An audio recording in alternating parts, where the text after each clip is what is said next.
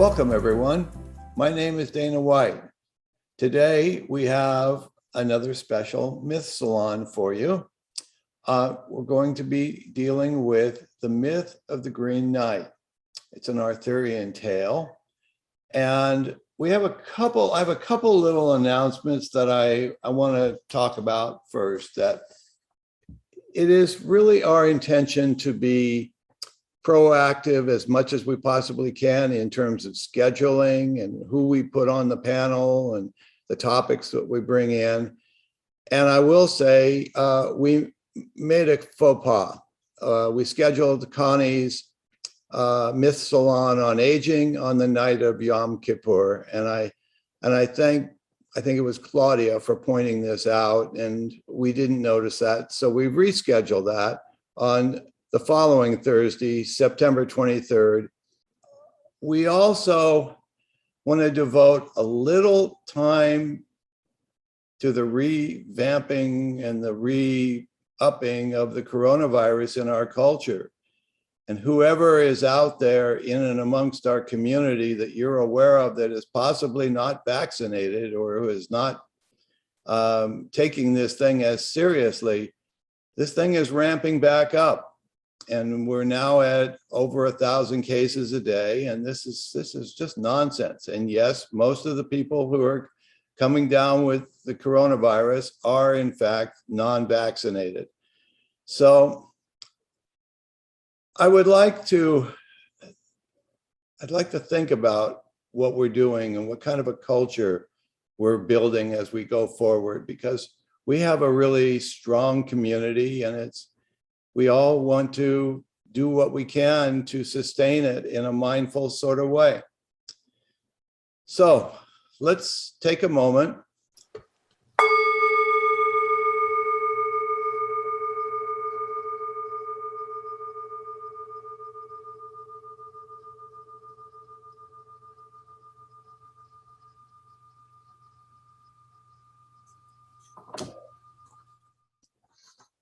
I'd like to open tonight's Myth Salon with a poem by Denise Levertov. It's called Sojourns in the Parallel World.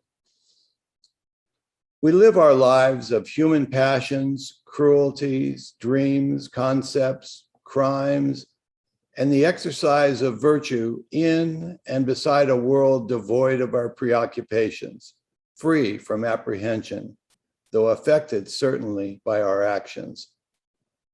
A world parallel to our own, though overlapping. We call it nature, only reluctantly admitting to ourselves to be nature too.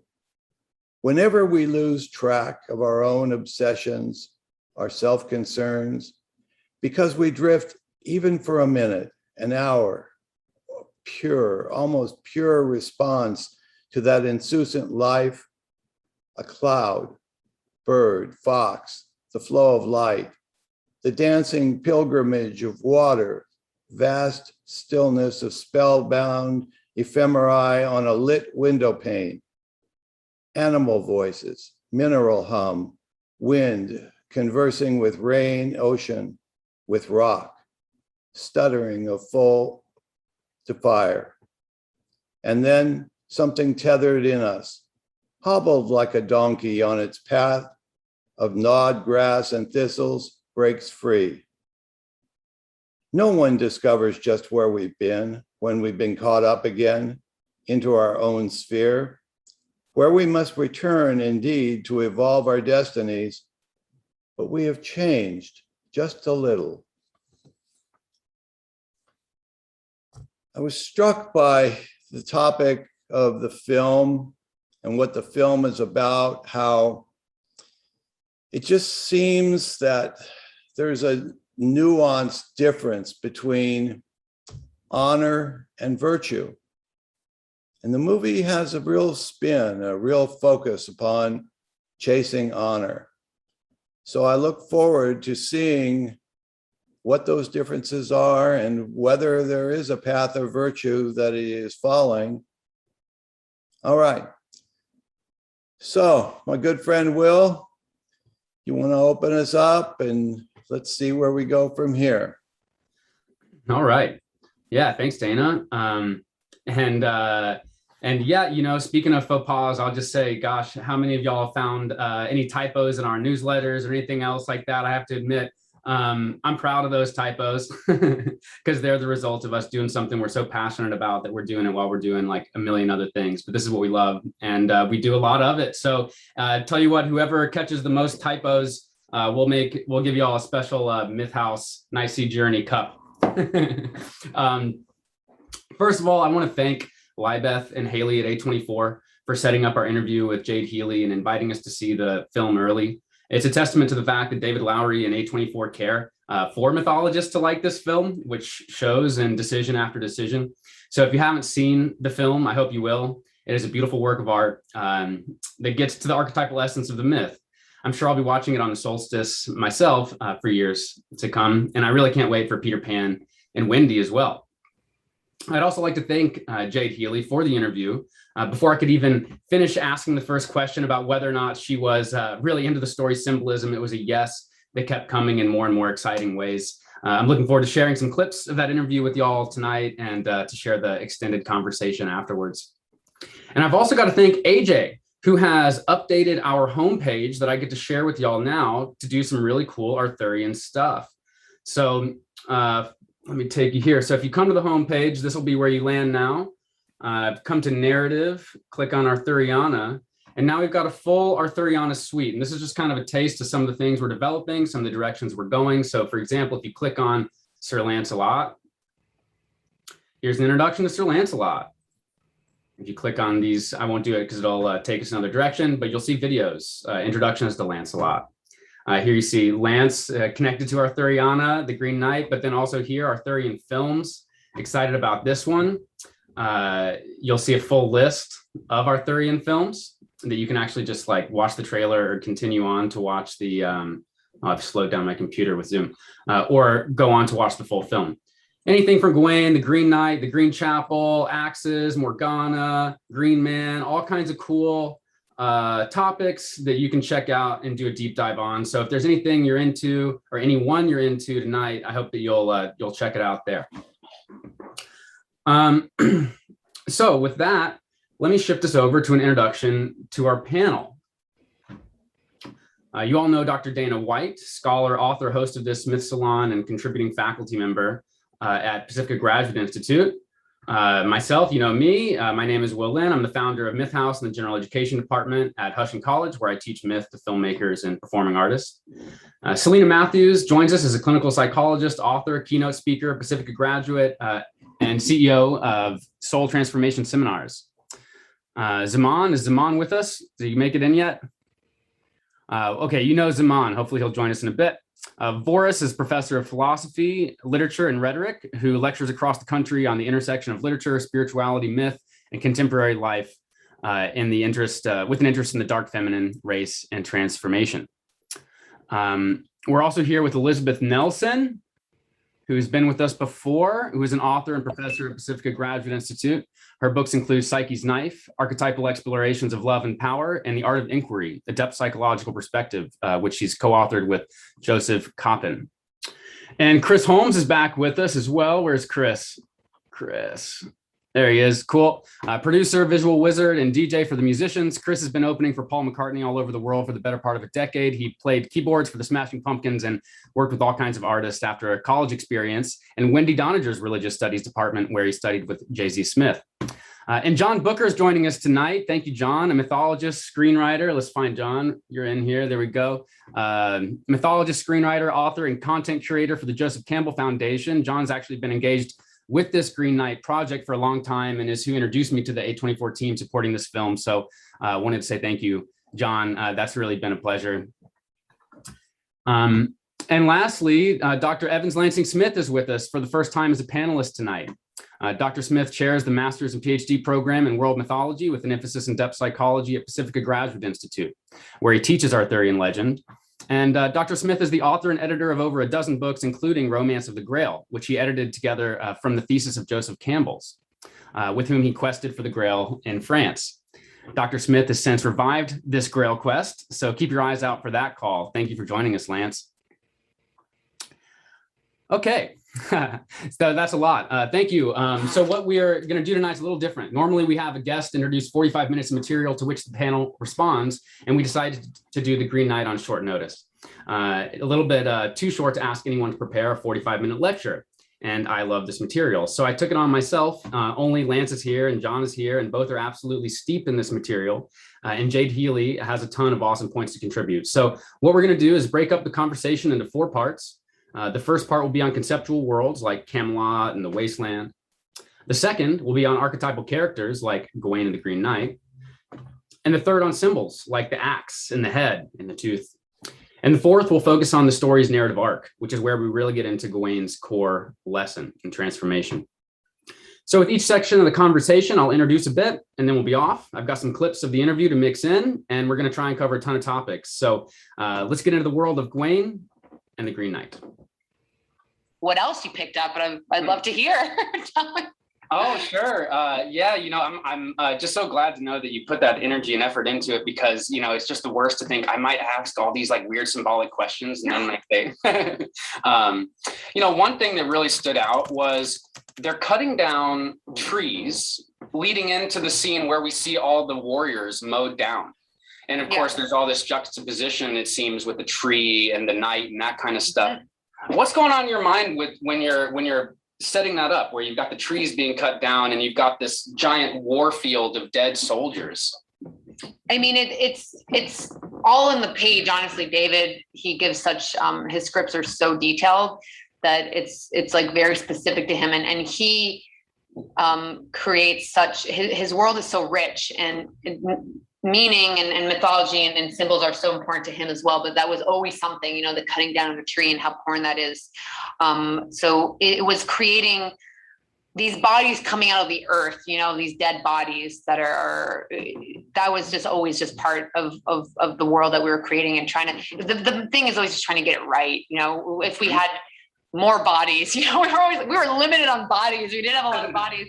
We're trying to get more and getting them to feel decayed and all these things that, on a limited budget. It's like there's a world, there's what we wanted, and then there's like you're trying to create, and then Weta came in and sort of added some stuff. Well, first of all, what you see here is that juxtaposition of the cut down trees, of the dead, mowed down people. And the wasteland is just a very, very important motif for Arthurian legend, right? So the wasteland is something that we see coming through in a conversation of Jesse Weston's. And basically what it's about is this notion that the land dies and is resurrected in this cyclical way, and that is personified by the kind of aging and loss of health of a king, and then a return of that health with potentially a new king. So the wasteland itself is a particularly interesting motif. And what you see at first is a connection of the wasteland to nature in the earliest versions. This is winter. Everything goes dead in the winter. But then later we project this onto the seasons of the crops. So when the crops are dead, which may or may not be during the winter, right? But this is the seasonal time when there is the death that we care about. But then we go one step further, and now we're talking about death when there shouldn't be death. That's the real wasteland. There's drought when there should be water, not just winter when there should be winter, but death when there should be life. And then this just keeps expanding and expanding and amplifying and amplifying. And I thought, let me ask if anybody else wants to bring in some other amplifications of the wasteland. Well, I'd love to speak to that. I feel like, that scene that you're referring to there, where the cutting down of the trees, in many ways, it also thematically brings in this idea that is recurring throughout the rest of this story, of the idea of the cutting off of heads, because obviously the Green Knight's game and challenge deals with the cutting off of heads. And interestingly enough, one of the things that I've heard a lot of people question about this film is some of the other Welsh mythology that's weaved in and brought in, specifically St. Winifred's Well, which St. Winifred's Well also deals with the cutting off of heads.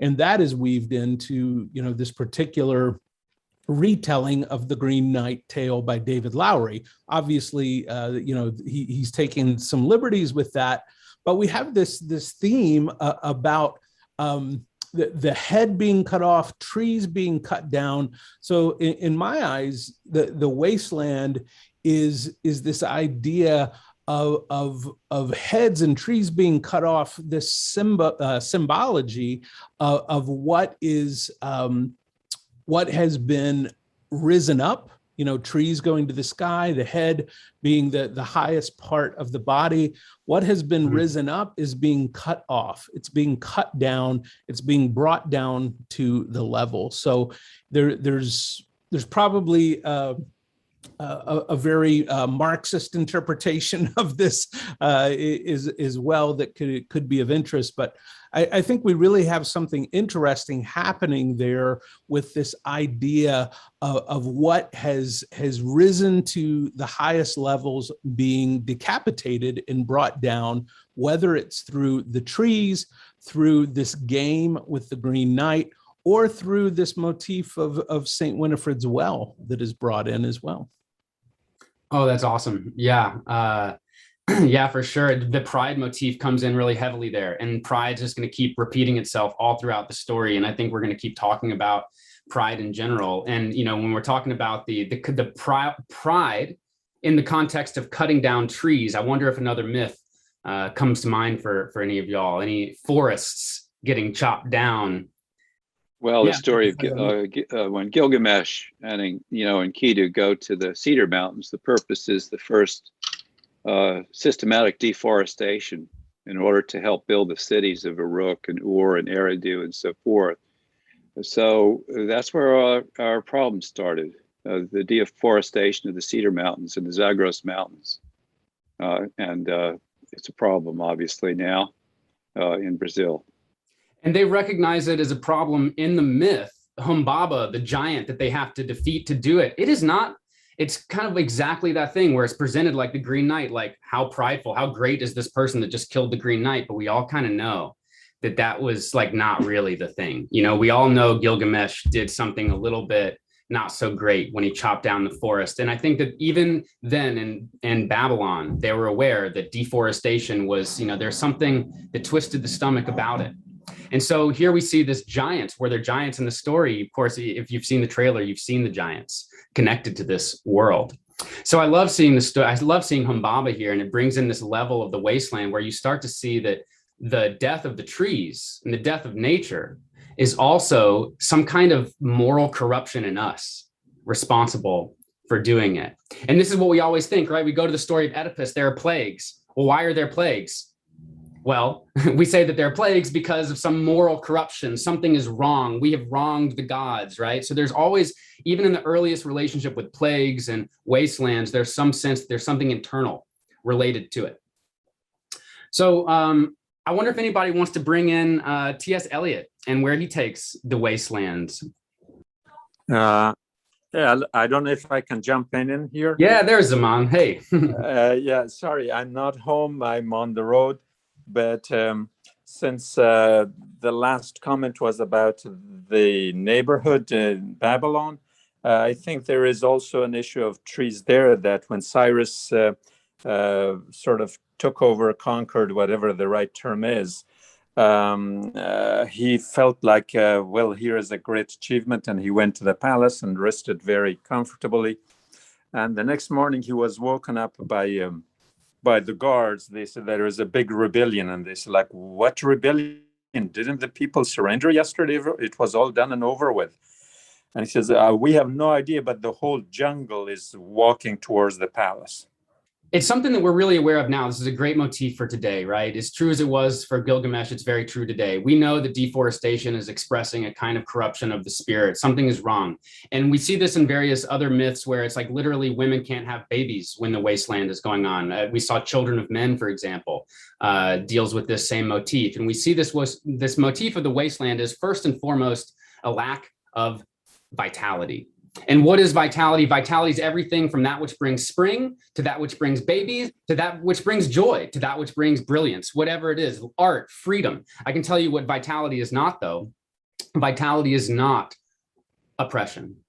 It is not repression. It is not order to the point of a loss of freedom. And one of the things that I think Campbell, his interpretation of the wasteland, which you'll see from Creative Mythology, a really fantastic book. In there, he says that the wasteland is when myth is used to limit, to oppress others.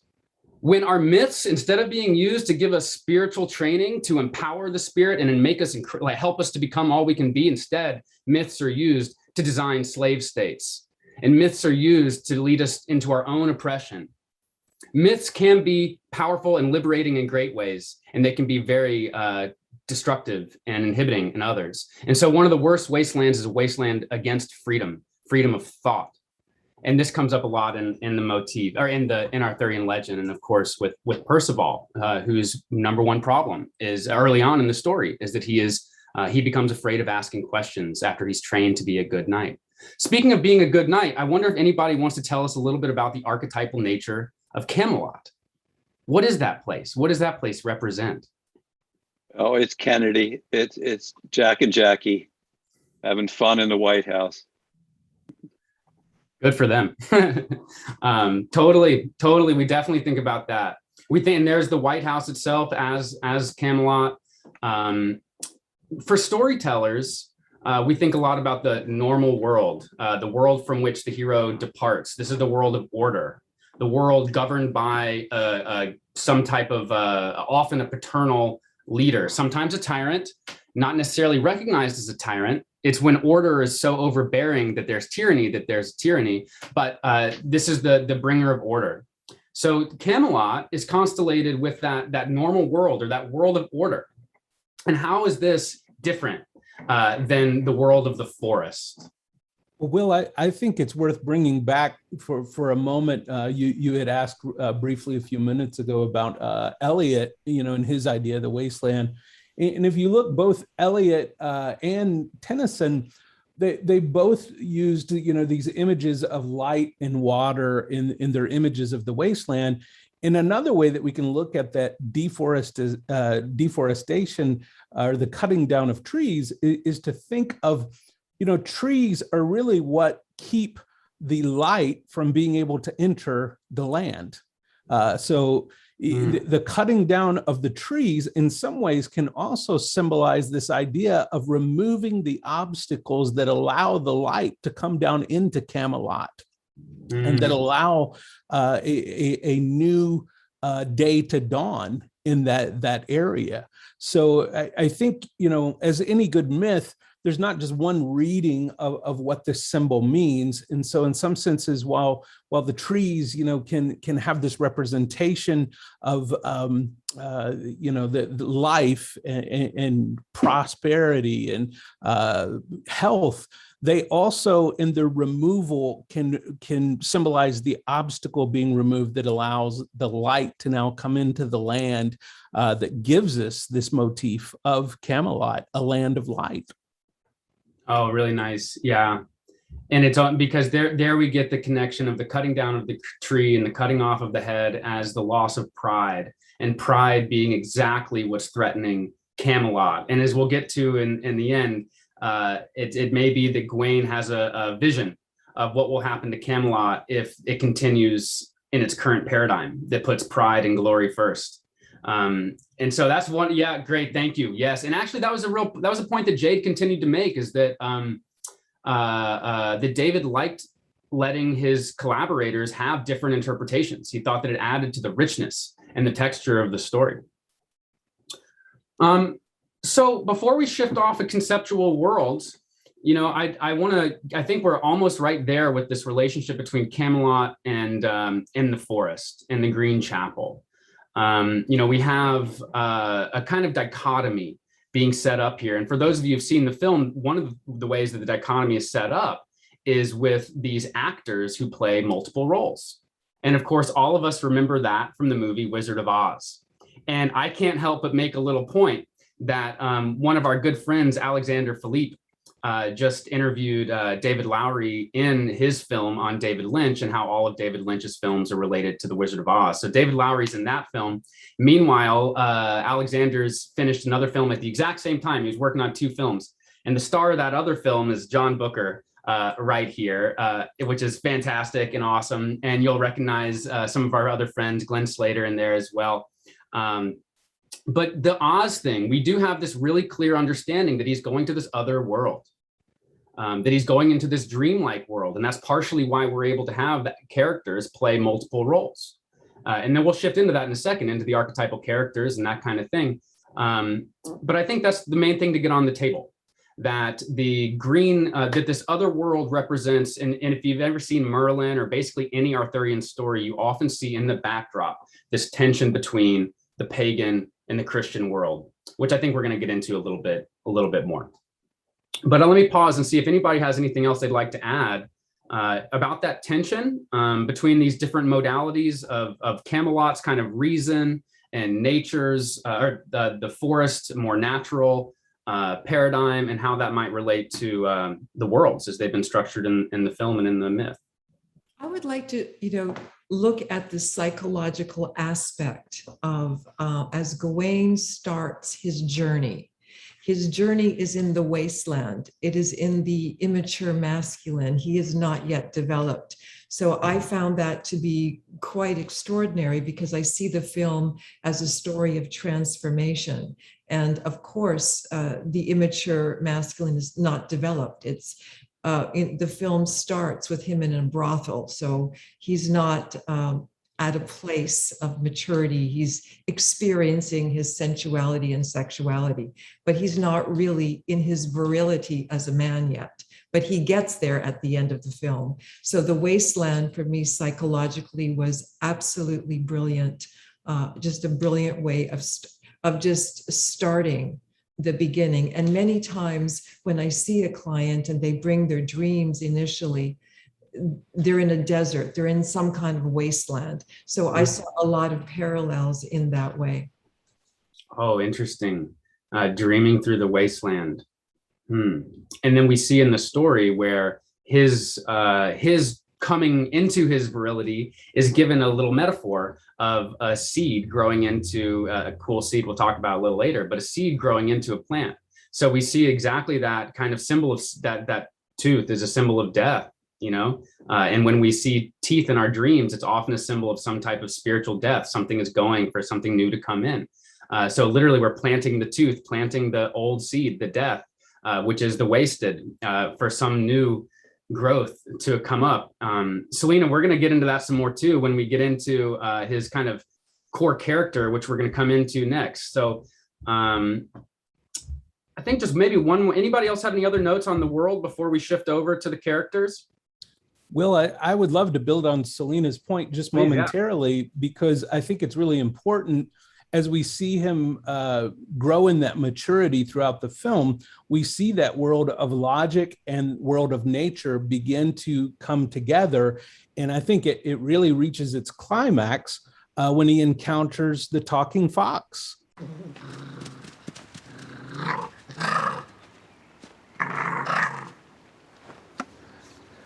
Why do you stop me? I cannot tarry. Go that way, and your doom is at hand. You will find no mercy, no happy end. What witchcraft is this? No witchcraft. He you seek is as wild as I, but knows no measure. I know what I face. If any man truly knew, he would bear his shame happily, and turn away, head held high, to end his song as he saw fit. His secret would be safe with me. Are you this man? No. So this talking fox is sort of the culmination of the world of logic and the world of nature coming together in this maturation that Selina was talking about. It's a really great point. Genius. And why would it be the fox that can speak multiple languages? Of course, because tricksters are those that can speak all the languages, and the fox is often a trickster. Cool. Thanks. Definitely. And I think we're going to keep going down that particular rabbit hole too. One other thing I just want to add on this dreamlike thing is that this David Lowery was especially influenced by the Tolkien translation of The Green Knight. And Tolkien, in his essay on fairy stories goes into the dreamlike experience that we have when we go into an adventure. And he almost talks about like elves almost weaving a dream. You don't even know you're falling into a dream, and you kind of find yourself in a dream. And he compares the author, the storyteller, to an elf telling this dream magic. And I think that it's really nice to compare the way that Tolkien does that with what he's done in this film, where we end up, we kind of almost don't even realize that we found ourselves in a world that's operating much more like dream. Okay, well, let's jump. I think maybe we'll get back to the burial mound thing as far as worlds go, but maybe not. There's more than we could ever touch in this story. Lance, I wonder if you might want to introduce us to what you prepared on Morgana.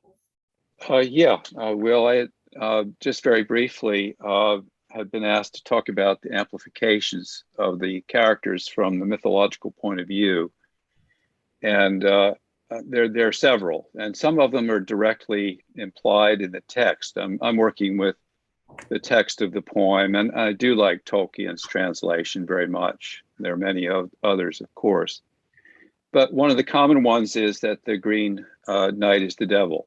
He's referred to as the common enemy of mankind in the poem. And the church, the Green Chapel, where he has his midnight matins, is called the Kirkedest Kirch in the world, the cursedest church in the world. So it's embedded in the poem that the Green Man is related to the Christian concept of the devil. Fortunately, it's more complicated than that. Another direct reference in the text to the Green Man is he's referred to as a phantom wrought by fey magic folk. So there's this connection to the world of the fairy queen.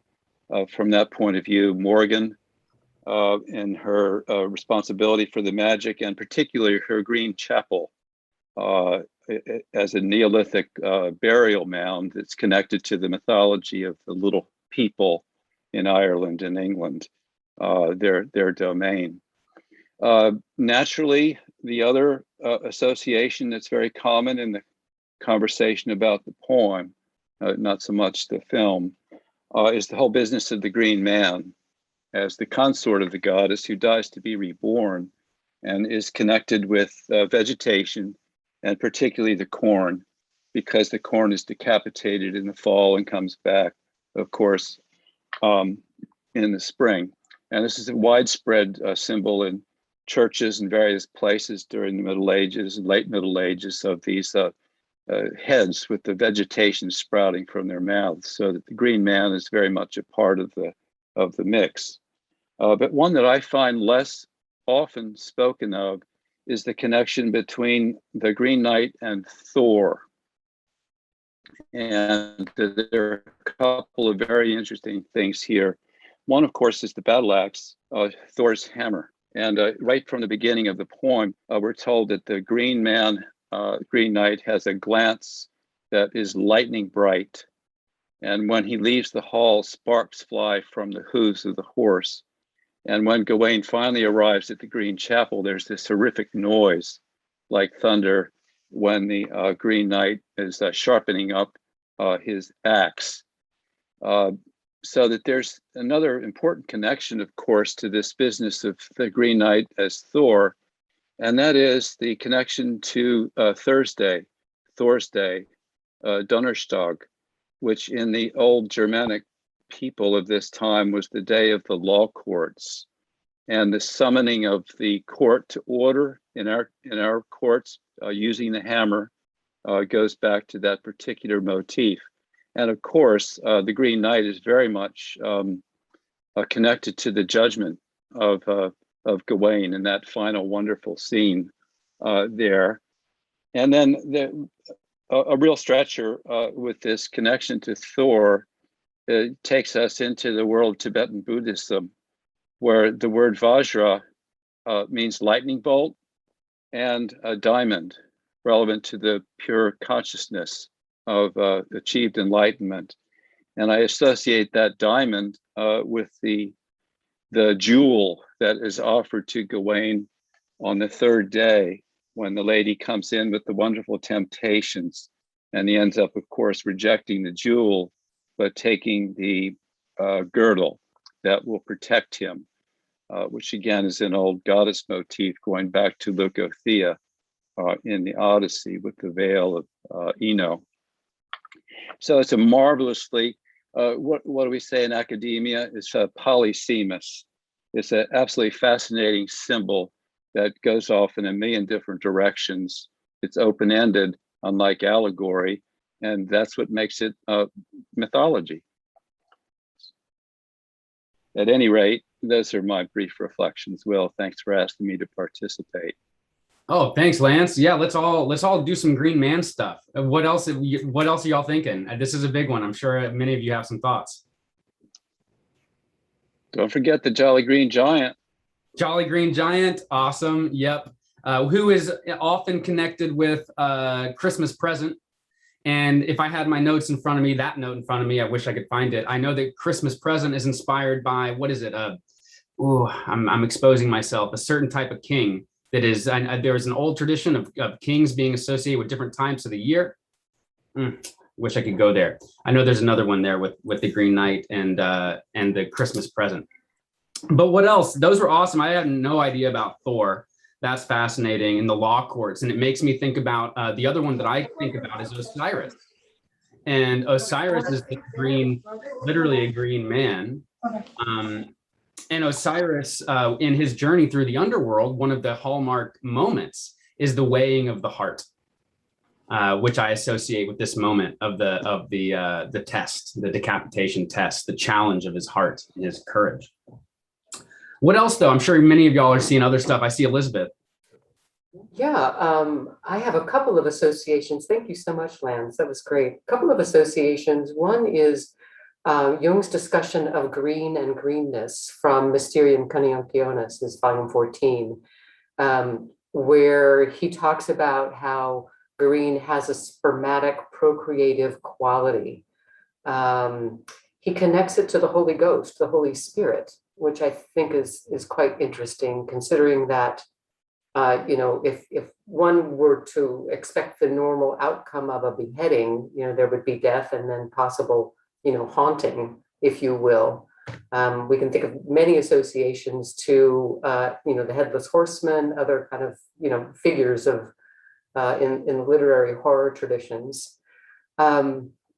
But Jung also mentions that in the Rosarium, the author says, "O blessed greenness, which generates all things."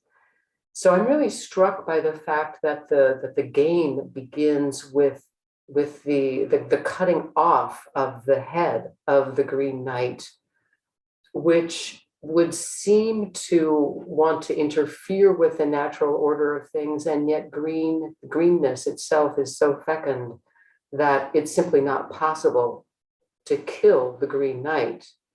And one other piece that I find fascinating when I look at a single still image from the film is that when the Green Knight, after the Green Knight is beheaded, he picks up his head, of course, and then holds it in his arm, and the mouth speaks, but it speaks at the level of the heart. In other words, the head and the heart are now joined at one level, if you will, which I found to be a provocative idea at the very least. And isn't it the chakra of the heart? Isn't it green? Yes, it is. In the traditional color symbolism, the chakra is associated with green. I think that first scene, also the beheading scene, also hints at something about the fox, which is when a young unformed male, as Selina was pointing out, is on a quest. We need to be attentive to things that are speaking to us, which we don't expect to have a voice. We need to look for the voices where we don't expect to encounter them. And I think that'll cue into when we eventually start talking about the symbols, and we talk about all the blindfolds and the blindness that kind of defines the state of the journey. But sticking with the Green Knight, because there's more to do there, and I think the Green Knight is just fascinating. We could spend all night on it. It's worth a little bit more. And and I think we'll do even more on decapitation as we go. But what else are y'all seeing? You know, I'll throw one more in there till I see one of you on mute, and that is just another thing about Indra, just to add on to what Lance said about Indra. There is an obscure line where Indra, quote, stands up. And I've had this conversation with a friend named John Colarusso. And John Colarusso, he likes to look at these moments. But when we find a little line in a myth that we can't make literally any sense of, those are the ones he likes to obsess over. And he says one of the lines is a line where he says, Indra stands up. And he goes deep into it. And John Colarusso is quite a scholar. He's maybe one of the world's leading scholars in Indo-European studies, to say the least. And what he's come to find is that this is about Indra standing up from a burial mound. And of course, Lance just connected the Green Knight to Indra, and the Green Knight's Green Chapel is a burial mound. And I have to take a second to point out that the burial mounds arrived in England, or in Britain, by traveling up the western coast of Europe after traveling across the northern coast of Africa. And you can see this in just the history. You just track the burial mounds moving. And so the people that brought the burial mounds to Britain were planters, the master planners. And so here you see this juxtaposition, this connection of the story that's rooted in this burial mound tradition being all about nature and growth. And it also arrived with the people who brought major planting traditions in the burial mound. Well, I don't know if the story actually arrived with them. Actually, maybe it didn't. It might have come with the Narts, the people who told the stories of the Narts, who were the mercenaries who fought alongside the historic Arthur. And these people were descendants of the Indo-Europeans, the Sarmatians. If you see a movie, King Arthur with Clive Owen, it's based on this theory where it was the Sarmatians who fought alongside. Well, the Sarmatians, these are really important to those of us from Pacifica because this is Maria Gimbutas's work. Maria Gimbutas was the breakthrough scholar who said the Kurgan people that did all these burial mounds, not necessarily the same burial mounds I was just talking about, but who did these particular burial mounds are also these Indo-Europeans. So the burial mound is hugely important to the lineage of these people who would eventually come and make a huge influence on the core Arthurian corpus as mercenaries that fought with the historic Arthur. Too many connections there. Sorry about all that mess. But any other thoughts on the Green Knight as I work through the forest of confusion myself? Well, it seems that the Green Knight has come in fully prepared to make this a game. And Lancelot tells Gawain that, in fact, just don't take it so seriously. This is a game. Remember, this is a game. And he does seem to take it seriously. I mean, as he's going through, he's on a quest for honor. He wants to redeem some sense of him being the low man on the totem pole when he goes back, and he really wants what he considers to be his just due. And there are various aspects working in the story, not the least of which are the spells being cast by his mother. So it seems that there's a whole lot of game going on. And even at the very end, when the Green Knight says, well, now you're ready. He says, I'm ready, because he's gone back through and he's had that scene at the end of the movie. He's ready to meet his maker. And we don't know in the movie what's going to happen. It's a different ending in the movie than I think is in the story, and maybe John or Lance could, eliminate that when we get to it. But the end, yeah, there is a game. There's a game going on. Totally. He and I think that Gawain doesn't quite. He's too thick for it, right? He doesn't realize it's a game at first. He takes it too seriously. And it reminds me of that Joker line, right, from The Dark Knight, one of the other great knights. Why so serious? And that's something that he needs to learn. Lance, do you have any other thoughts about the Green Knight? Real quick, interesting, Dana, that the original Old English, Middle English word that's used in that context is goma, G-O-M-E. And if you look it up in the glossary of Tolkien's edition of the poem, it's a pun. Goma means game, but it also means human being or person. So it directly links our species with game playing as Homo ludens. That's too cool. And I think maybe we should introduce, I don't know if we said exactly kind of some of the historic stuff of the Green Knight for those of us who might not be familiar at all. You know, the Green Knight, you've seen the figure with the often foliage growing out of the mouth and into nature, which we see in the Green Man. The Green Knight. Sorry, the Green Man has the foliage, and we see it in the Green Knight in the film. And one of my favorite examples of it is you often see it in the knocker of Marley. In Christmas Carol is often stylized as a green man. But one of the things Joseph Campbell says about the Green Man that's just fascinating is he says, Christians are all about transcending the world. Your soul is going to leave this world, right? This world is a fallen world. That's the whole Edenic concept. But for the Celts, nature is divine. So how are you going to bring Christianity, all about transcending this world, into a Celtic consciousness of Europe?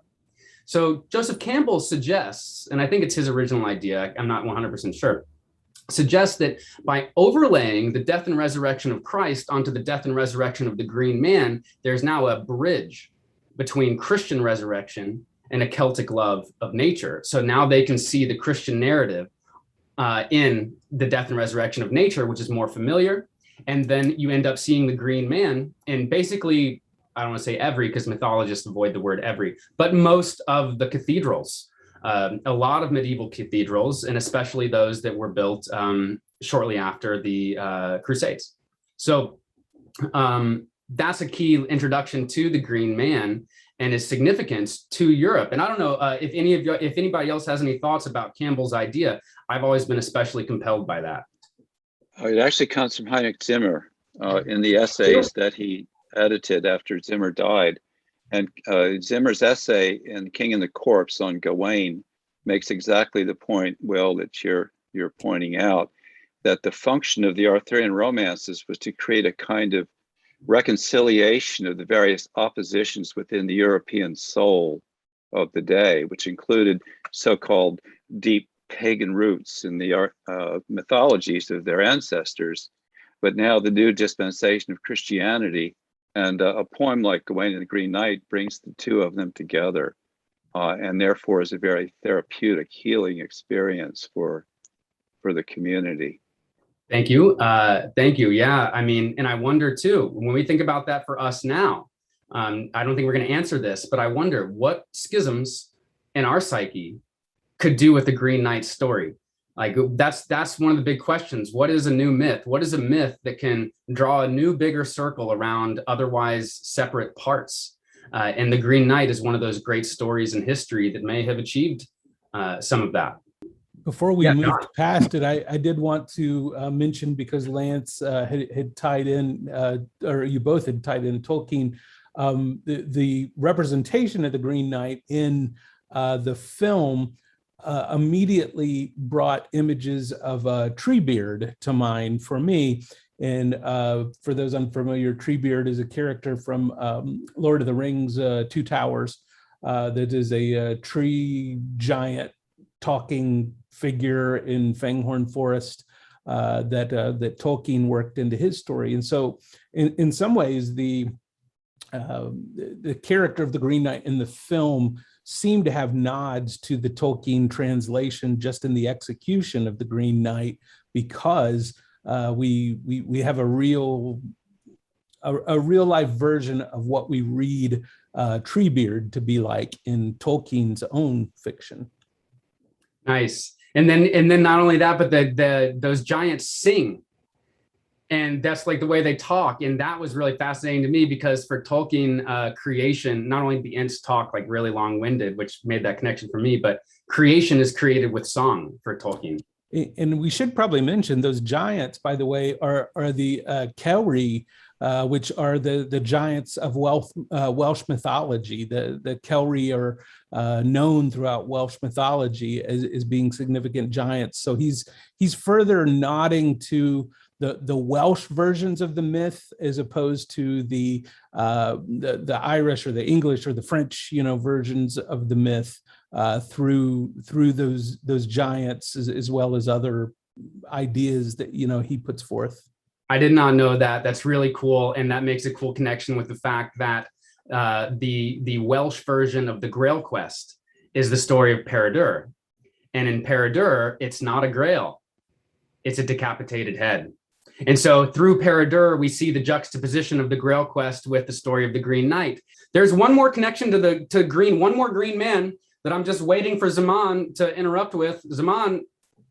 Yeah, I think that would be the, I don't know if I can use the word real green man, is that the concept of the fountain of youth that people have always sought, and the fountain of youth is supposedly the Caspian Sea. When the word is written in the Akkadian and other Semitic languages, it spells green, khidr, or khizr, as it's pronounced in these days. And that has become the word Caspian. And the idea was that they were looking for the fountain of youth, and the only person who finally made it, or going all the way north, was Khizr. So we don't know what his real name was, but when he drank from the Caspian Sea, which was the fountain of youth, he became eternal. And he is a man of all seasons, a man of all ages. He meets Moses when Moses kind of becomes a bit arrogant, thinking that since he is the one who dialogues with God directly, but is not aware of the esoteric element of religion, then God sends him to Khizr to meet him, and Khizr gives him all these challenges. That's one. But he's also the mentor of Ibn Arabi. And Ibn Arabi is the only Sufi who kind of evolved without really having a sheikh like Rumi has the Shams and many of the other ones. So I think that would be in a way to look at it, and that is kind of also connected with the Prophet Muhammad, who's from the Islamic mythology. All prophets have a color, and Prophet Muhammad has the color green, and that's why his mausoleum is called the Green Dome in Medina. So I think that shows the eternal nature of the greenness. But the point I was making earlier was that what we understand as a Christmas tree was actually that rebellion that the Babylonians were supposedly, what appeared to be a rebellion was that, no, they were not rebelling. They were taking their trees on the day of the equinox, which is Nowruz, the first day of spring. And the king was to do the honors to plant the first tree, and all the other citizens will do the same. And so Cyrus found this pleasant surprise, finding that, well, there is no rebellion. These people have brought their trees, so he can kind of bless them. And once that was done, as the tree to be planted on the first day of the year, later on, calendars were switched. So the first day of the year in the Babylonian, in the Eastern calendar, which was on the first day of spring, 21st of March, was switched to the 21st of December, which is the shortest day of the year. And that same tree then became the tree of Christmas, and we know the rest of the story, which in a way which would appear out of season, especially if you're planting something in the middle of winter and expect it to grow, which of course doesn't work, but in the spring it does. So I think there is a whole lot of greenery, sorry to add that in there, in the Eastern cultures that have, from the, what is it, the story of Gilgamesh all the way down to stories in the Islamic culture, not necessarily the Quranic, but yes, the Quran also has 3 incidences of Moses and Khizr meeting one another. So I think that weaves through many cultures across the globe, or at least the old part of the world, the older part of the old world. that I think makes all these connections. So I'm not quite sure that the Arthurian Tales story is without any knowledge of all those stories. I think that they must have known about them, because the themes are borrowed right over. And when Gawain is doing that, the cutting of the head is the regrowth, resuscitation, coming back to life. And there are cycles in both, like in the Hindu seasonal,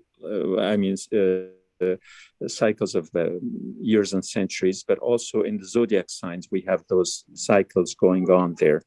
And the resuscitation or the revivification of greenness through the revival of life, I think, might have been, cross-pollination from East-West culture, where the East may not have been as popular, so they may have deliberately tried to make it look like it was original rather than connecting with the Eastern cultures. Yeah, of course, we know that Percival's brother, half brother, is Fearfitz, is Muslim, and so these stories, the Arthurian stories, come on the back of the Crusades, which are a time when there was a lot of mixture with East and West. And I will say, I think that what happens is, you're right. I think that there is a little bit of a reluctance to express those sources. For example, when Milton wrote Paradise Lost, he did not acknowledge that a lot of his details about the wars of the angels and demons came from Islamic sources.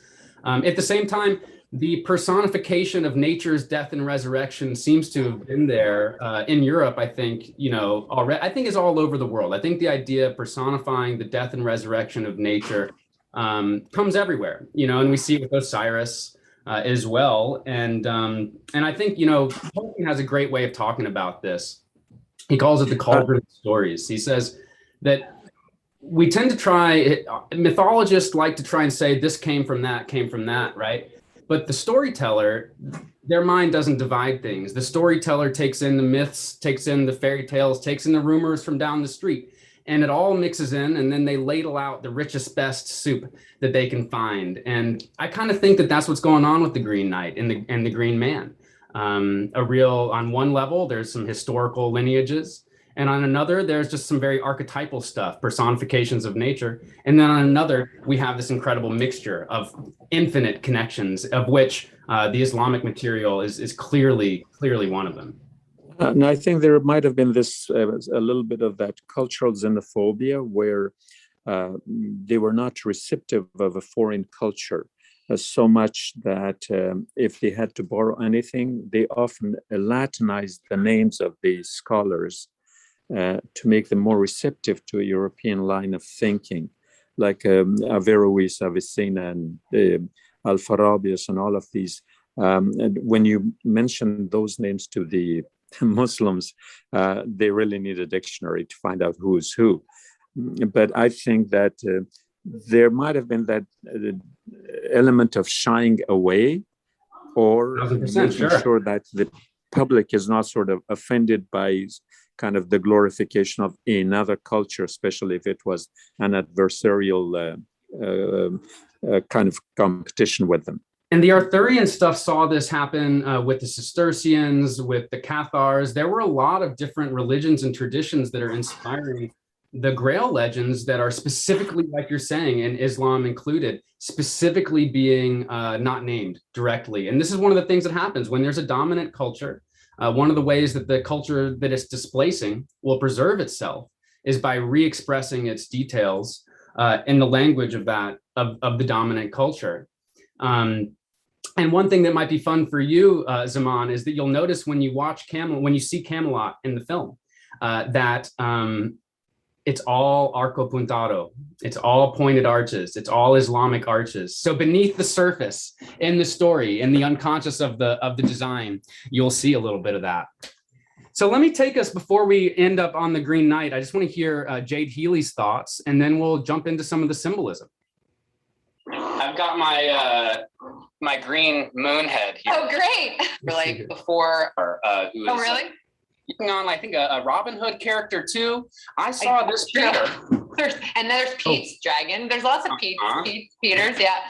There's and the green, Peter. You know, yeah, the Green Man definitely shows up. For me, there's so much to do with nature and Peter Pan.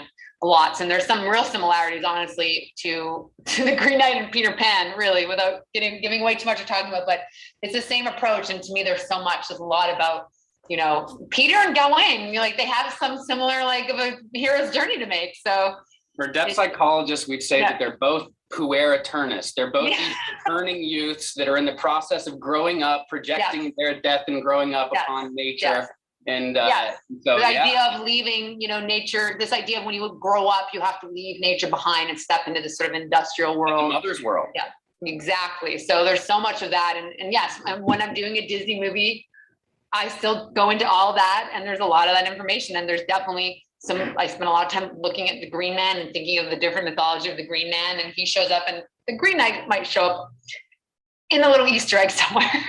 I will keep my eye out for sure. It'll be a year until you see it, but it'll be good.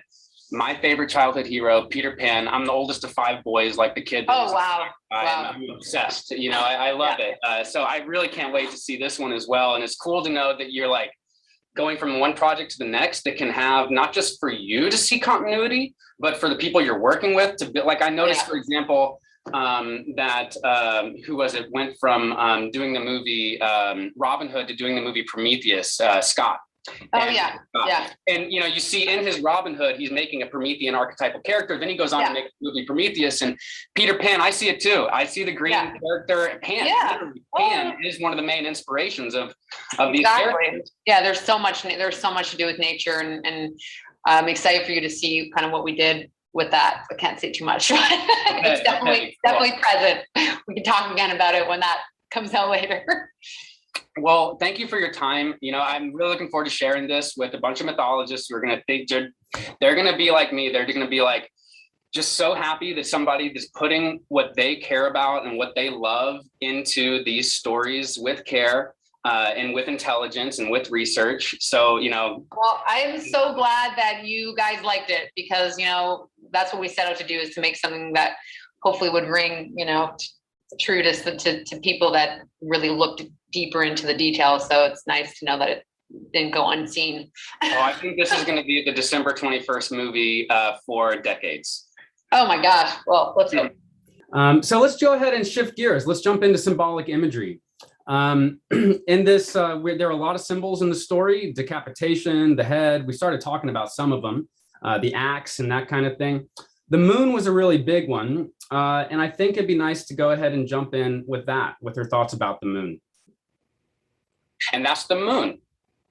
And the solar stuff's the obvious with I think with the crown and with the solstice stuff, but the moon, what did the moon mean to you and the design in this story?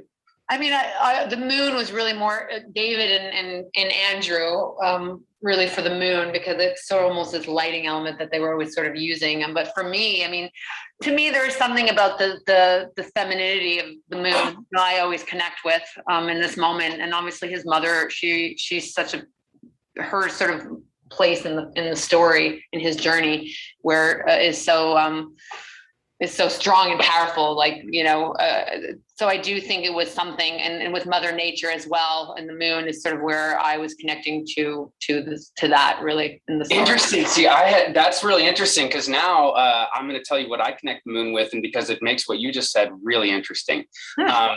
So the moon is the crescent, right? Yeah. And the other place we see the crescent in the story is the axe blade. Right. And so then there we have, if you're saying that the moon, you're connecting with the mother, which I believe is being more connected with pagan tradition, nature.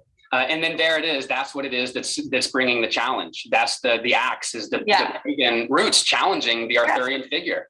Because and there's different ways you can imagine it, but in my mind, anyways, sort of the mother brings the challenge. She wants her. I always used to make jokes to David that I was like, we're making the version of what is that Matthew McConaughey movie called, where the parents are trying to get him out of the house? I don't remember. It's Failure to launch.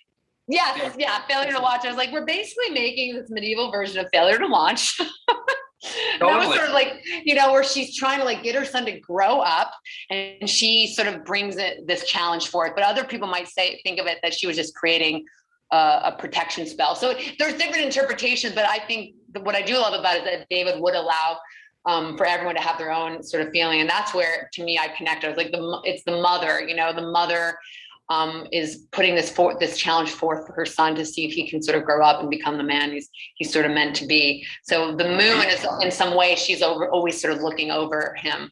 And of course, mother, her, how she's connected to Mother Nature, and she's connected to the green, and that's why all the green shows up in that moment when she's sort of casting this kind of spell, and then the Green Knight appears. So there's different ways that we can kind of have. We can think of it differently, and I think that's what's beautiful about it. And it all and the imagination likes to make all the connections between all the interpretations, and it becomes this beautiful sea. Yeah. Speaking of the spell, that tooth. How'd you tell anything you want to say about that tooth? I loved that tooth. I spent a lot of time just thinking of different spells and looking at really trying to find old spells and different, meanings of what it could be. And that just sort of something I came upon that I liked and was presenting David with. And, I'm trying to remember if he asked for a tooth. It's just so hard to remember. He might have asked for a jaw, the jaw tooth. He asked, we talked about like it's like she takes the tooth out of the jaw, right? That's what I'm trying to remember. Yeah, exactly. The symbol of the crescent moon. Yeah. Yes, exactly. Yeah. Okay, so there's a lot there, and I'm curious to hear what y'all thought. The moon, the mother, the tooth, and I know the mother's a big conversation. I just wanted to see where y'all want to jump in with what she was introducing. Well, you know that traditionally Gawain is seen as a solar hero. And that's because his strength waxes until noon, and then it gradually begins to fade. And it's also associated with the annual cycles, the year-long cycles of the journey from Camelot to the Green Chapel. An old-fashioned Max Müller solar hero in the figure of Gawain. So I have a challenge for Müller. I think he's wrong. And I think what he's wrong about is when you start to say there's a solar hero, I don't think it's about that. I think what it's about is that it's a projection of the soul on the cycle of the sun. It's the soul's story. And we're using the metaphors of the sun to tell that story. But that story can be projected on the story of the moon and on the story of the day. All it is a rising to the height, like you say, where Gawain is at his maximum at noon. And then the minimum, of course, so he's at his maximum at noon, and then, of course, this happens at the winter solstice. So there we see the solstice and the day line up. So it's not just a day journey, it's also a year journey. But also what I'm saying here is that there you see in the crescent axe that does the decapitation. I'm saying that what happens is you start to saturate the solstice stories with the new moon symbolism, because both are the nadir of the light cycle. And so both carry the projections of the soul's nadir on it. That's my take. That's my interpretation. And I know that Mueller's been out there, that's the standing interpretation. And I know that one's just mine. And no one has to agree. Well, the hope is for a marriage between the two. And in Chrétien's romance, in which Gawain plays the cameo role, the Lady of the Fountain, Gawain has an affair with a character named Lunette. And the marriage of Gawain and Lunette is implied as essentially a union of the two, the male and the female, and the sun and the moon. That's awesome. Conjunctio. It's Jung's Mysterium Conjunctionis. Fantastic. That's awesome. Thank you. And then we have this, the woman that he has this kind of weird romantic tension with, Winifred, right? And what happens in the story that's really odd, I don't want to give too much away, but there's a shadow, there's a character that does, I don't want to spoil the film, but I will say that she has there's a consummation of that relationship that seems to have happened with a shadow representative of Gawain, representing a connection of him with Winifred as well. And Winifred guides him through the night when he says, "You're lost," and guides him through the night. Well, what guides through the night? Often it's the moon. And when you read in Joseph Campbell's own creative fiction, what you see is this heifer-like character, this woman who becomes a cow, and both are the moon, leading this character through the night. And so you see this over and again, this lunar guidance. And so there you're mentioning Lunette as his consort. And here in the film, we see this lunar character leading him through the night. And it's her skull that we retrieve from the bottom of the water, representing the retrieval of the moon from the bottom of its light cycle. At least that's my interpretation. I'm not sure that was there for the filmmakers. That bit on Winifred is really interesting that he worked it into that story, because the folklore, the myth, that came out of Saint Winifred's well is that well, that water, that pool became a place of healing, that people would bring the sick to be healed. So we, similar to the pool at Bethesda, I think, in the Christian tradition in the New Testament, they speak of this.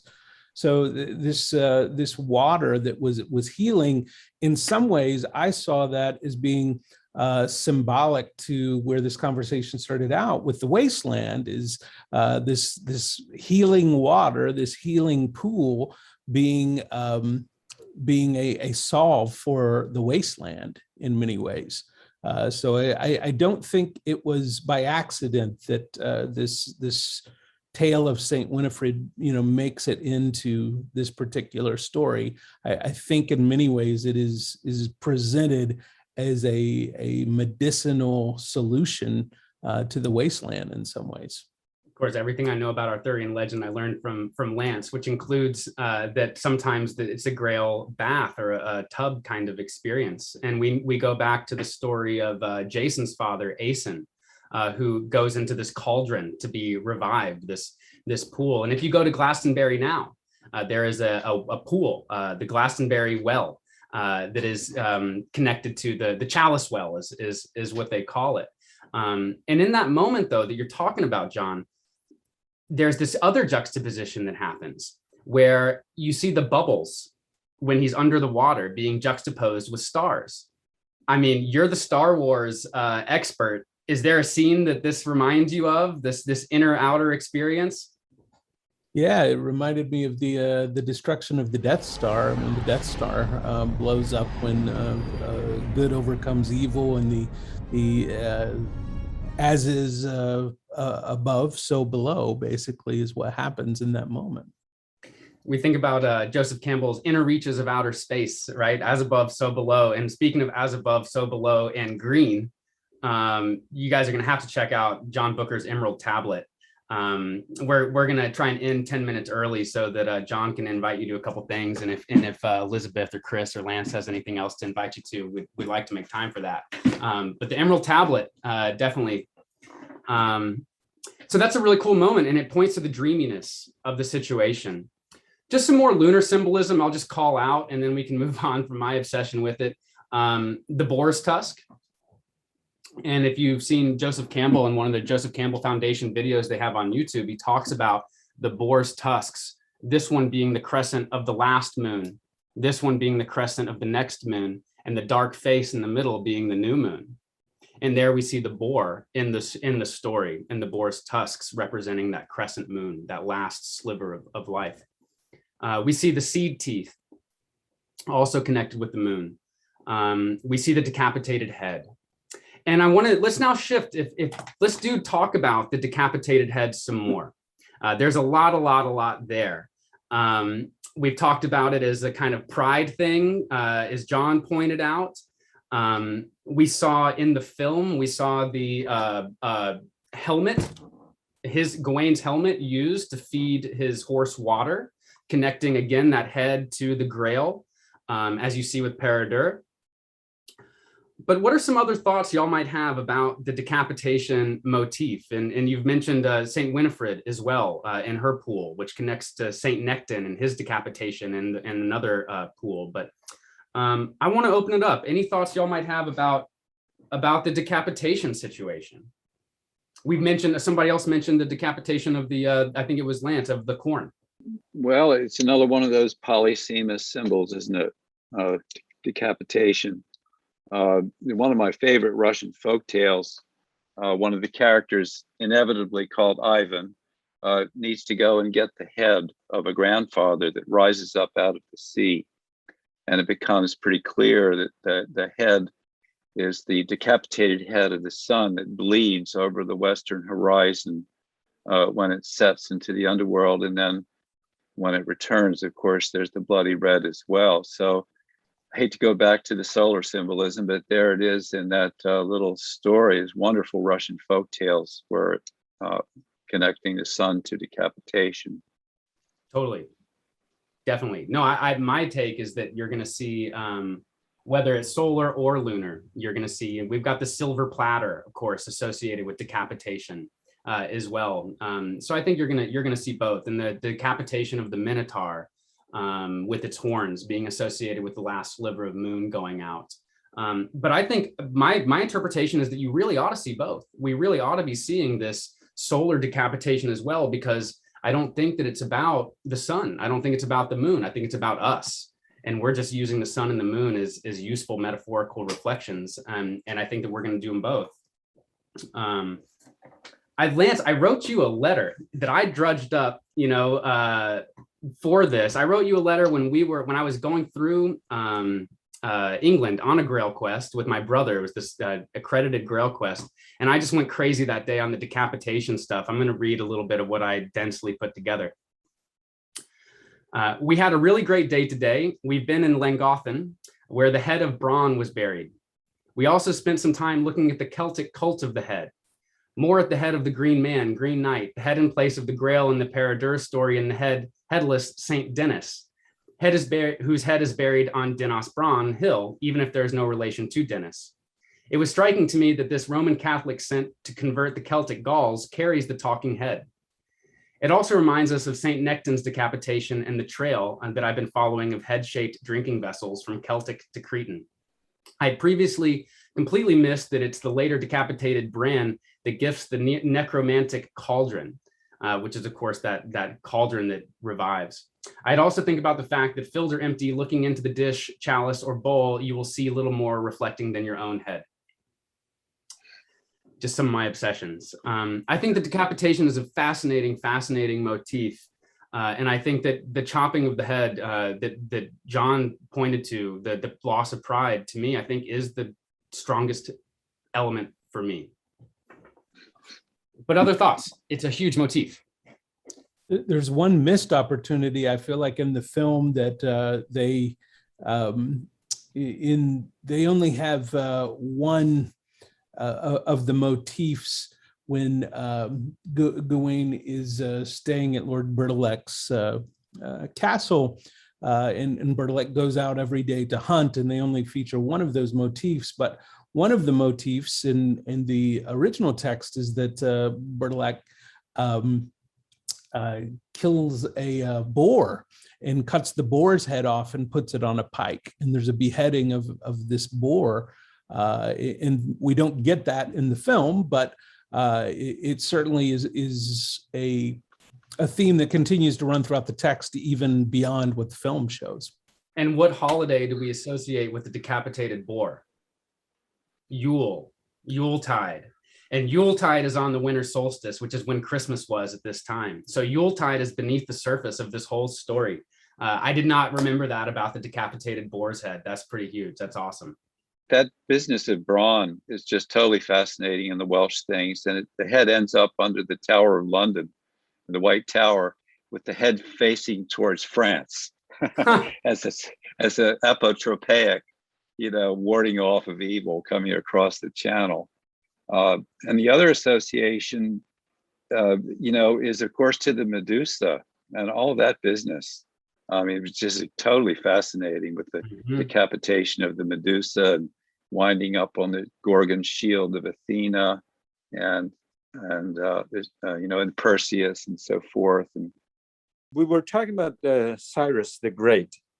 We know how he died. Of course, they chopped off his head, but the way it happened was that he went on a conquest of the north, which would be the northern part of Afghanistan. There, because they had a young king who was maybe 5 or 6 years old, but it was his mother who was running the country. And Cyrus thought that he could take advantage of it and conquer this whole land. And the woman, we were talking about the moon, the feminine, she sent him a warning and a note and said, leave us alone, we won't bother you, but don't come any close to our kingdom. Of course, Cyrus thought that, well, what does she know or what can she do against me?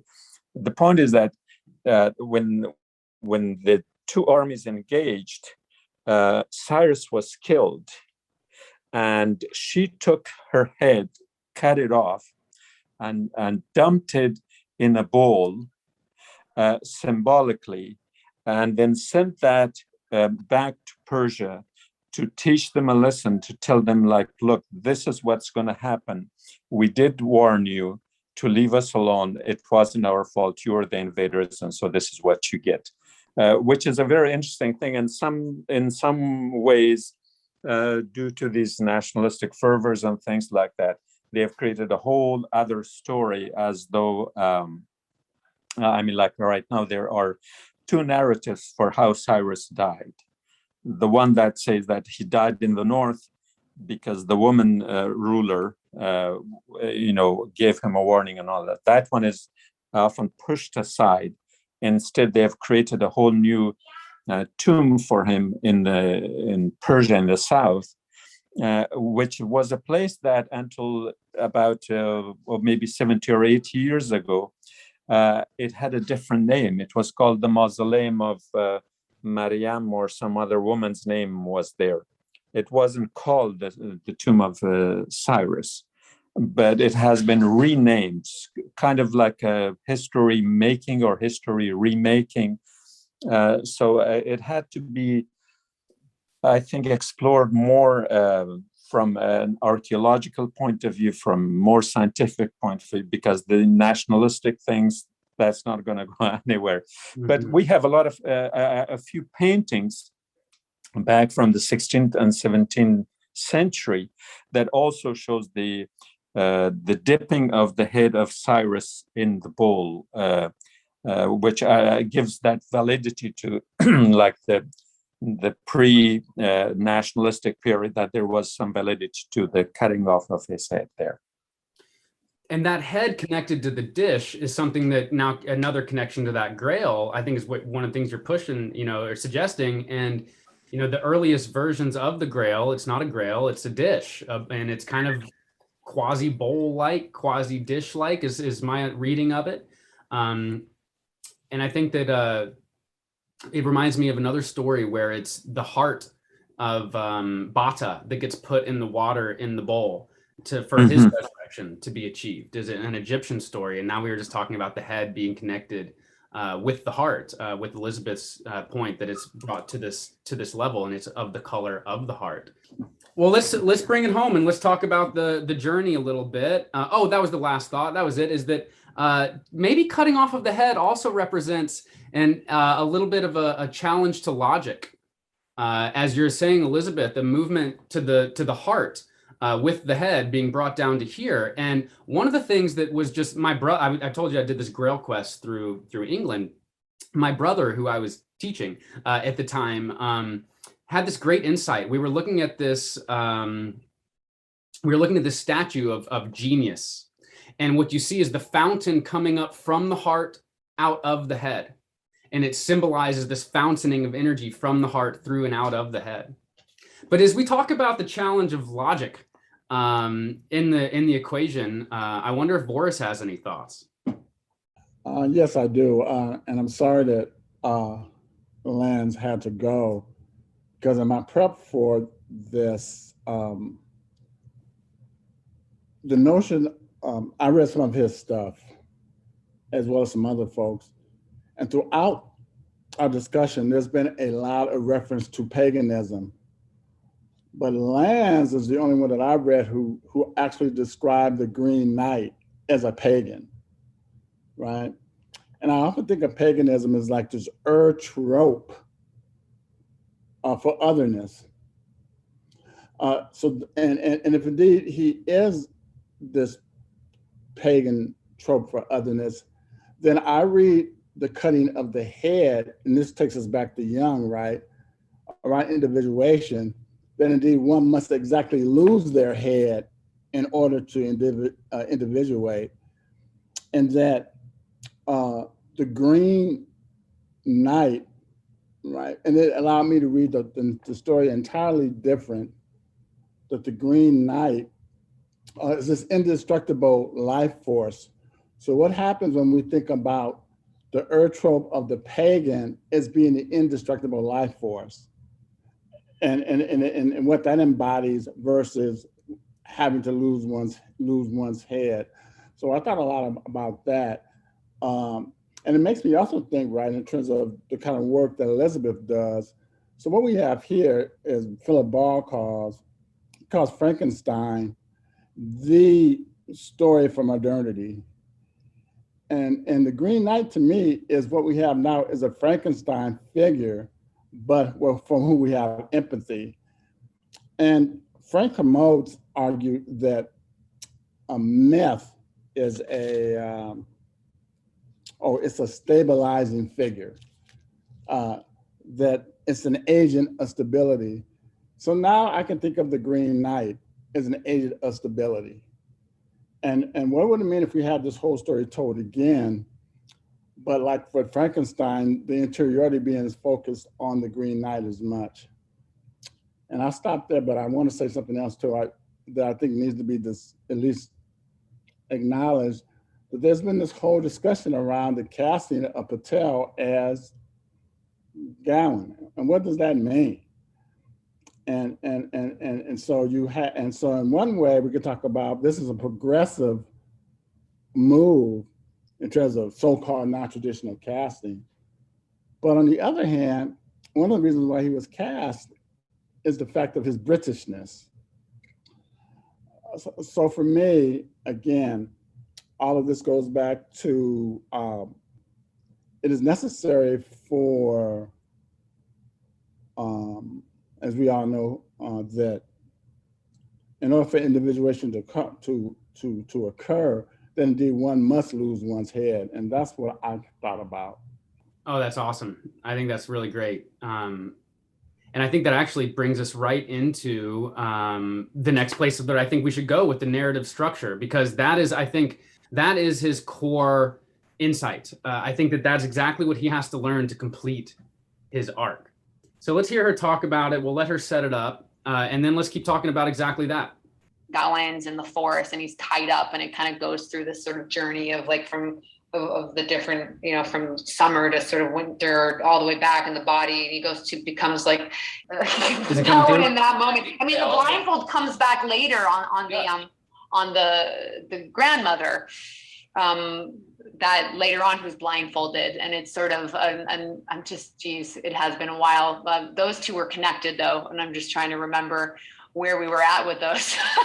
Honestly, the connection of the blindfold was something I was trying to figure out too. What makes sense to me is, on one level, crossing the threshold into the other world is the beginning of an initiation, and initiations often begin with blindfolding to disorient before reorienting. And so that was very appropriate. I actually often, when I'm teaching, I'm like, when you cross the threshold, it's like putting on blind. It's pretty cool. And with the old lady is this idea of sight, of what can be seen, or sort of is looking for Gawain to really for him to open his eyes in this challenge in this moment in time. It's like he still hasn't quite figured it out. It's like this idea of like, you think you can see because you have eyes, but that doesn't mean that you can see it, that you're actually looking.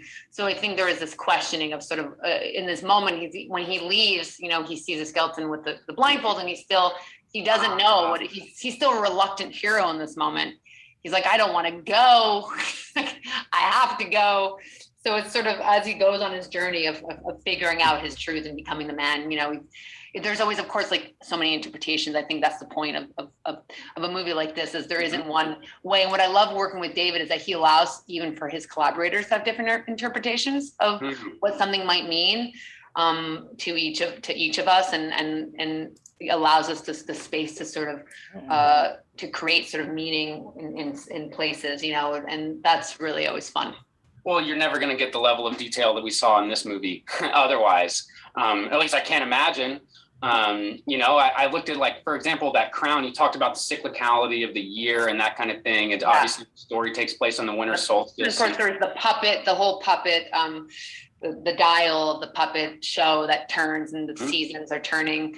Did you help participate in that? We were fascinated by that. Of course. Yeah. We built, you know, I found there was a piece of art that I found, an old piece of art that we recreated and painted and just loved. And then I remember first drawing the puppets and figuring out what they would be. So that was every little element, but it's just like, David just lets you have the fun with the little things. Okay. Thought I'd let some of her notes about how that came together for her be included there. Before we jump over, I realized that there was one thing that Vorris mentioned just then that I totally skipped over. Sorry, Vorris. The part about the actor being from India, which is super interesting. And if I didn't actually talk to some of the creators of this film, then I might have had a hard time not thinking it wasn't just a Brexit move to reinforce close connections between England and India in a time that they're actively building out their relationships with India post-Brexit. But maybe that's just how the organism of these states work at an unconscious level anyway. But I found that fascinating as well, and want to pause to see if anybody else, if you want to say more about that.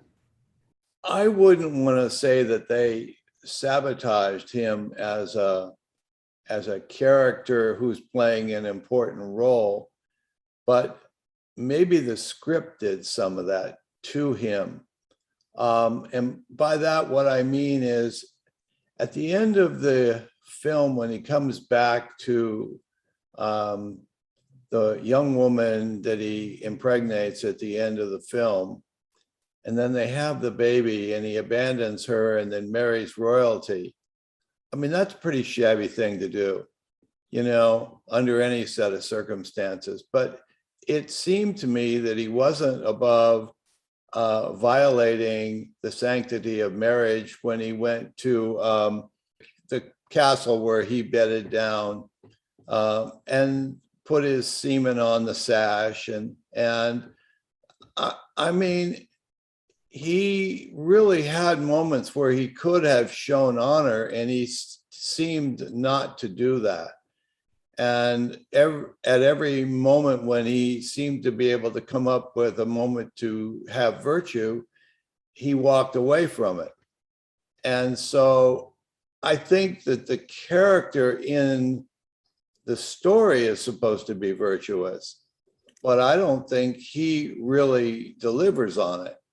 And when you think about an Indian playing that particular role, I'm wondering whether he got thrown under the bus. What I'll add is, right, this isn't a either or discussion. It's fairly complex. Excuse the cliche. At the end of the day, I loved it. I love the casting. It really works for me.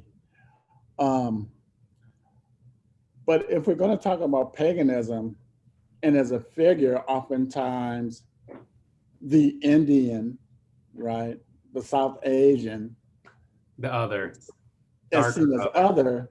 And what kind of work does, I mean, it does some productive work, but it also does some not as productive work, some less generative work, but that's okay, because as one of my colleagues, I'm forgetting her name right now, says, is that any cultural production worth reading will always have generative and ungenerative aspects to it.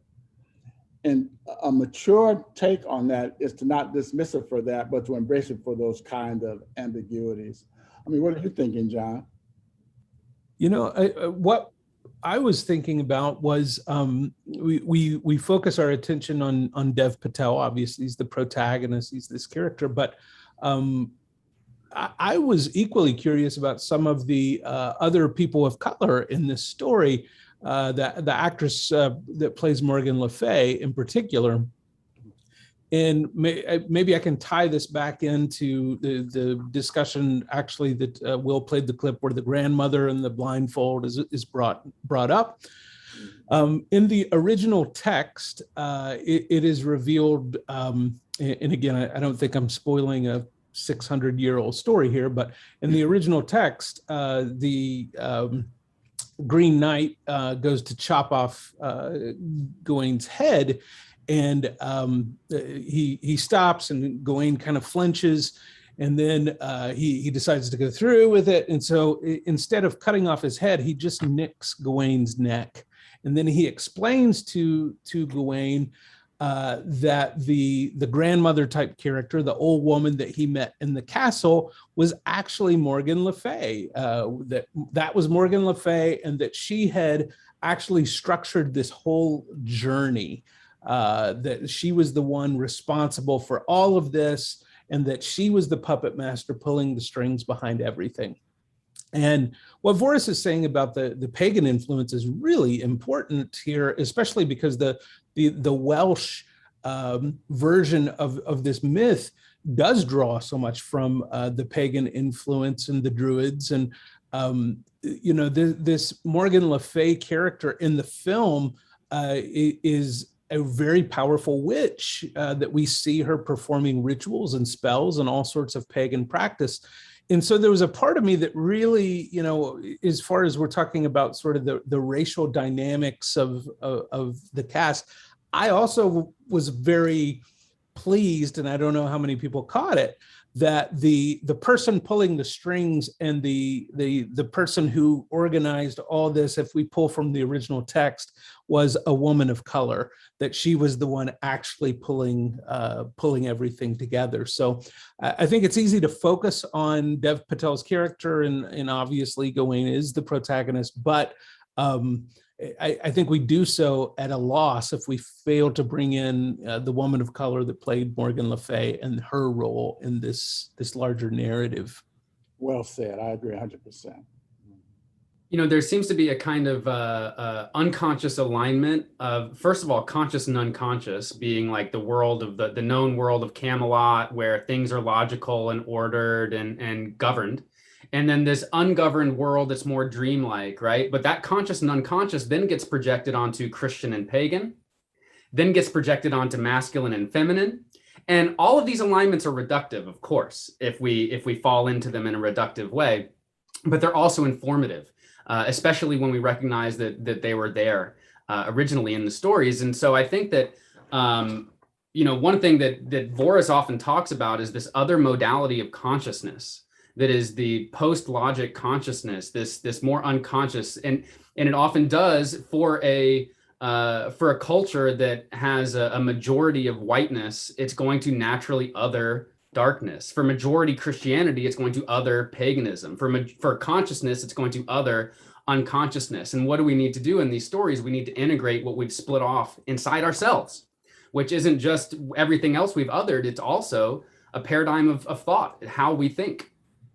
And to get there, Chris, we've talked a lot about transformational narrative, and you talk a lot about one of the most common recurring themes in a transformational narrative, and of course we see it here. Wonder if you'd want to point it out with us.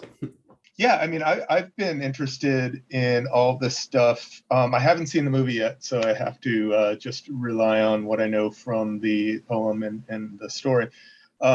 But I'm always interested in what these stories tell us in the hero's journey as the kind of greater mysteries, and how this helps us relate with ego death and connection to the kind of Atman or our higher self or the logos. And so, you have this journey that's, he's been put upon, and goes through these different challenges in order to get to a place where he has that transformation. It's been an education for me to listen to all of the panelists speak in such detail in reference for stuff. But yeah, I mean, I think that it's fascinating to see how you can chart out these stories as a kind of map of personal transformation and connection to spirit.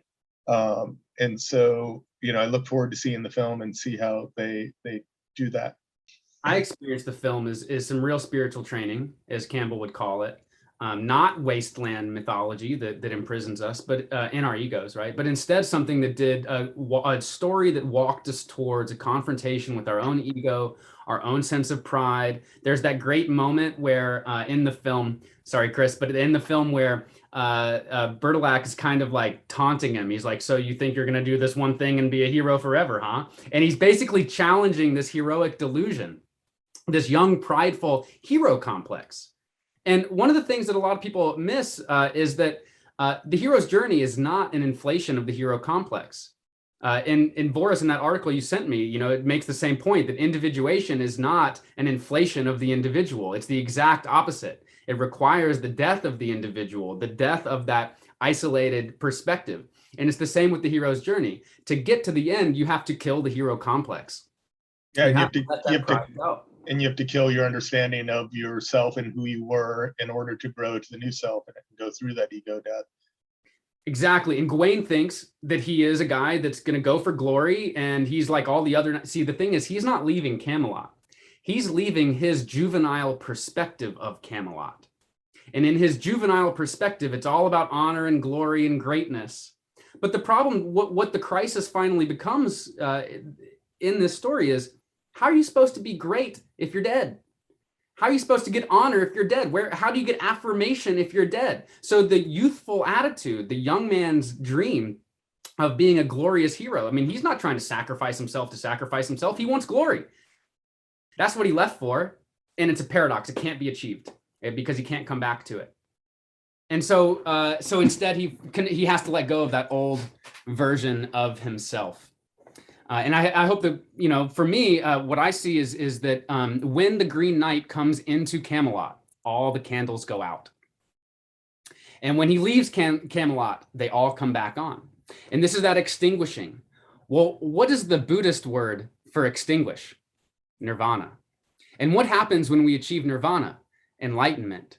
So we extinguish to achieve enlightenment. So the light goes out so that it can come back on. The midnight, this is that moment of it going out so it can come back, right? So this is we project upon this our own ego. It has to go out entirely. And what is this called in Buddhism? Anatman. What does Odysseus call this when he confronts the guy? No self, no body, right? So this is that core recurring recognition that individual self has to go. That prideful, egoic center has got to go if we want to put ourselves in the service of something greater.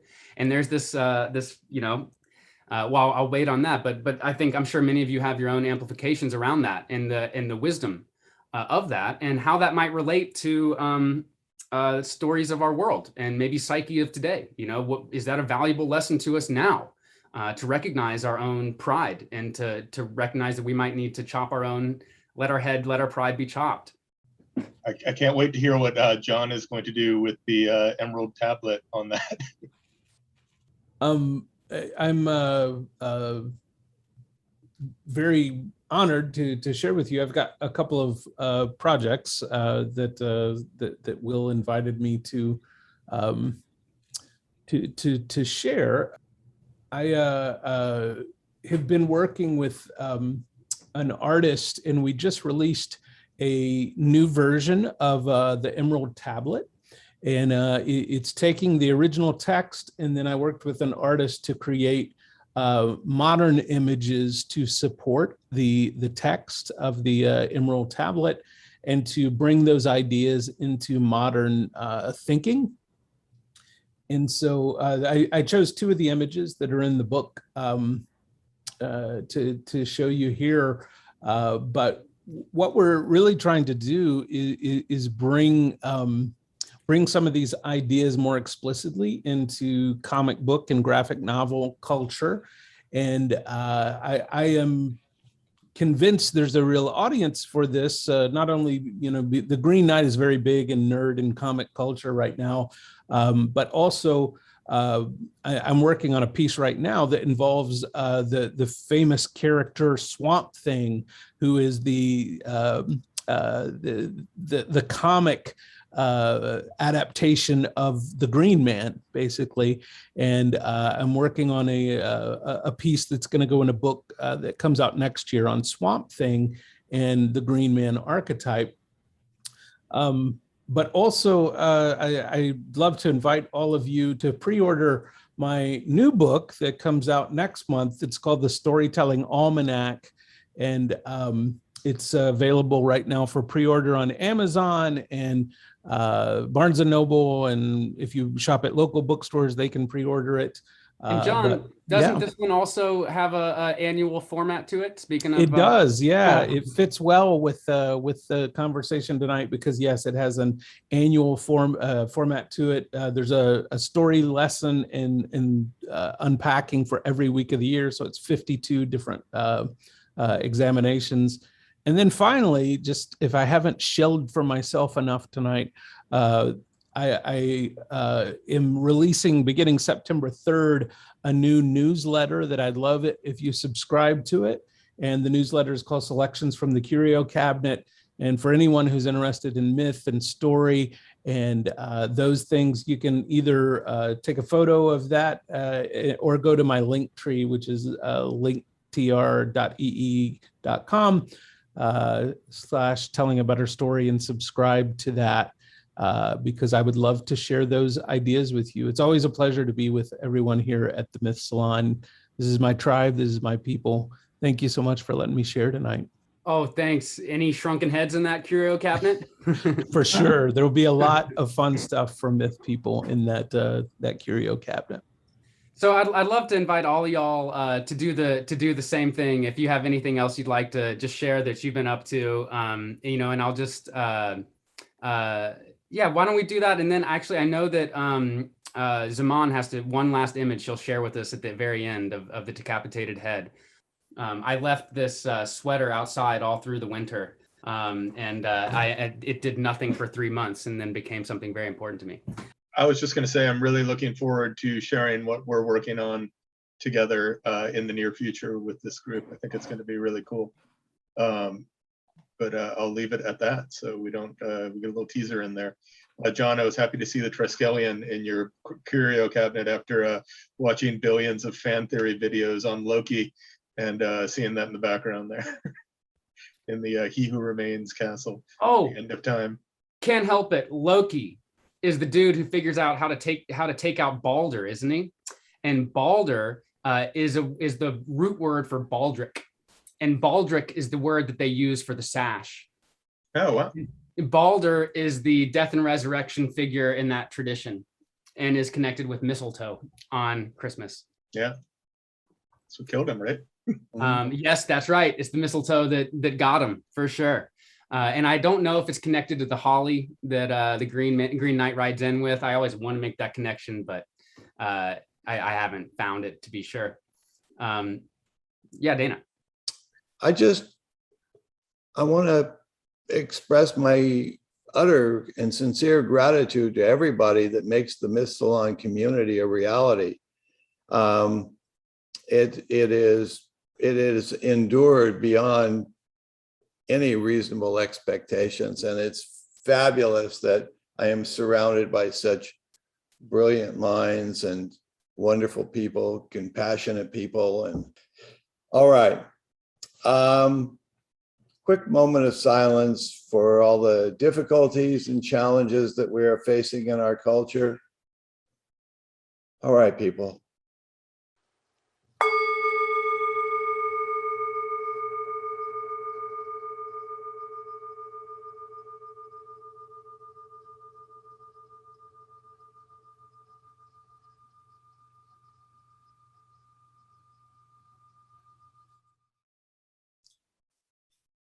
All right.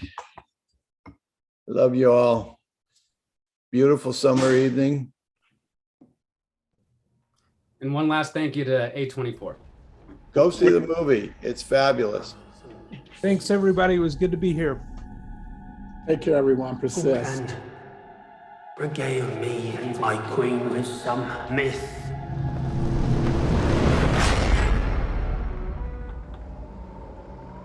or tail.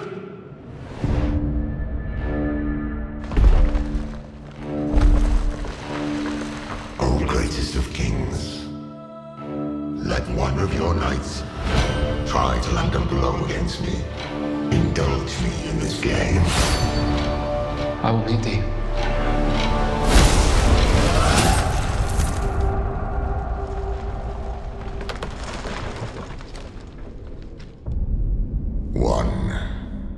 Year hence.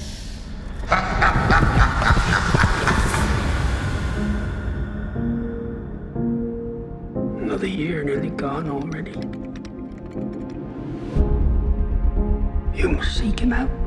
Was it not just a game? Perhaps, but it is not complete. You'll find no mercy, no happy end. Why do you stop me? Your doom is at hand.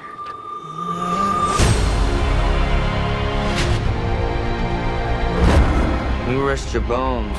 I'll finish your quest for you.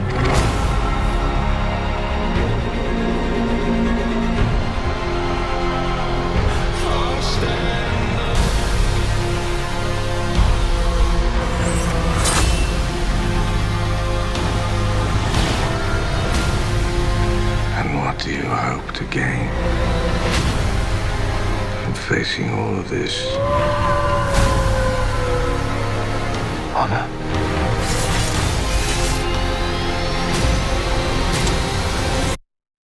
That is why a knight does what he does. Are you ready?